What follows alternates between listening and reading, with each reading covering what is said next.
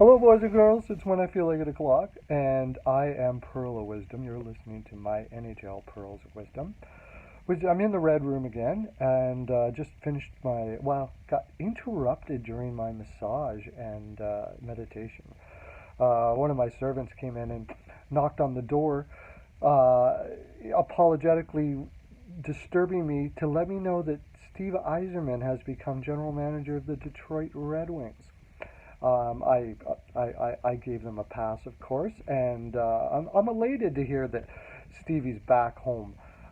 This is not really much of a surprise.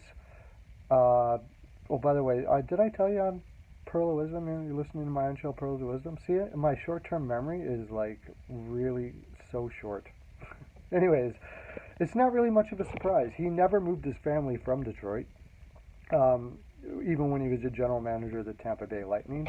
Kenny Holland was getting up there, and when he stepped down, it was set in such a way that, of course, there was one thing that Stevie Yzerman encompasses incredibly is class. He had probably been having discussions. I'm sure he talks to Kenny all the time. They're friends. He knew kind of what the situation was going to be, and the Detroit Red Wings knew, and the Tampa Bay Lightning knew. So he stepped down to give Tampa Bay, give what's that French guy who took over? I can't remember his name as general manager. Help me out. Put it down in the comment section there. Jeez, bugging me. Anyways, Brisebois, I think it was Brisebois. Give them the opportunity to bring him in. Not to mention they didn't want to lose him. They're very high on him. So there's no use playing games and causing more drama or more media attention that's necessary as the process were to go into Detroit. So he stepped down. Stevie Yzerman is one of my favorite human beings ever. I've always loved him when he was a player. And for you young people that maybe some of you young guys who never had a chance to see him play, he is basically like almost like Crosby clone. Hard nosed, skilled guy who can who plays both ends of the ice incredibly. Selke type defensive player. Of course, he put up 100 and some points back then. I don't know if he would be able to do that today. 120, 130 points. He might be a 100-point player today. He's a fantastic hockey player, but most of all, just so incredibly classy and intensely competitive. That is really what defines Stevie Yzerman. I don't know if you guys were watching, was it the Olympics or the World Cup? I think it was the Olympics, and he brought Canada to the gold medal. The intensity, every time they panned up to him in the media booth or the general manager's booth or whatever you want to call that, he had an intensity on his face. It's like, I'm not going to be fucking happy until I see that gold. There was no there's no screwing around with Stevie Y. He's very serious about everything he does, and he will go to no ends to achieve his goal. That's not going to change in Detroit. A lot of people have put Kenny Holland down as a general manager for a lot of the salaries he gave, but Kenny Holland views the salary cap a little different than most GMs or people for that matter. Yeah, he knew he was overpaying as far as numbers and so on and so stats are concerned for guys like Helm and Nielsen and uh, uh, I can't remember all of them right now because I never prepare. You know what I'm talking about, though. Um, but he paid for character. He's on a rebuild. He wants a template for what his young players are going to be. And the guys like Helm, guys like Nielsen that he brought in from the Islanders, who by the way was well known for one of the highest character guys in the league, encompass what a professional should be to him, and he's willing to pay for that. Toronto did it too with Marlowe, by the way. And this is a huge stats guy in Dubas that um, went with it, that went with that idea. You bring in this old guy for a lot of money who is going to show these kids what it means to be able to win a cup. From a guy who never won a cup, mind you, but and neither did Nielsen.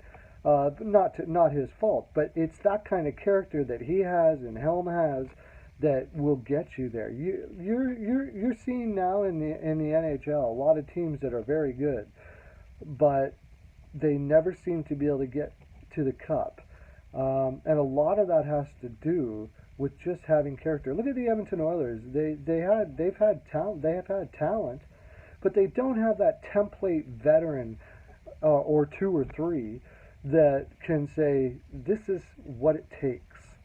And guys like Stevie Yzerman know what it takes, and they know what it looks like, and they're going to go get those guys. Stevie Yzerman's going to pay like Holland did for guys like that. He doesn't need to now because he already has them. But if he were to go to a rebuild again, he would. You're going to see some fantastic drafting, as Detroit has always had. Stevie Yzerman seems to be their higher staff, or he himself knows what is going to be an NHL player, and that is so valuable as a general manager. It doesn't. It would be unbelievable, honestly, if Detroit doesn't win a cup within 5 years. That is just how amazing, and the lore that goes with Stevie Yzerman. To get back to my point about high-paying players, he paid players a lot of money. He paid Callahan $6 million a year when everybody knew he was completely beat up and probably wouldn't be able to play a full season again for the rest of his career, including the team he came from. Now, they gave up St. Louis to get him. He was in a tough spot because St. Louis' value was pretty low based on what had happened at that time. So he used it to get a guy like Callahan, who, who they actually need more of now. The only thing that Stevie and his staff did maybe incorrectly was when with their late picks they went with the skill players that they knew were going to play in the league. But along the way they didn't seem to be able to find the players like that they needed to, or that I think they needed to build that character. The collapse of the Tampa Bay Lightning, I believe, has a lot to do with that. You can't just have one in Stamkos, and you're going to have like Kucherov is not known for his high character, high skill, yeah. Hedman, sort of, but they're not. They're not really considered that warrior type. Fucking go through a wall, help everybody in the room, just ultimate leader. That's what they really are missing in Tampa. I don't think that was really a fault of Yzerman. He just wasn't able to put his finger on it. But I can assure you, you're going to see it in Detroit. Anyways, boys and girls, that's my full 42%. That's all I have to give. Set up yourself with the subscription and the bell thingamajigger, and I'll send you a My NHL Pearls of Wisdom necklace, helicoptered to your door and signed by me. Like, why wouldn't you want that? Have a great day. Lots of love to you.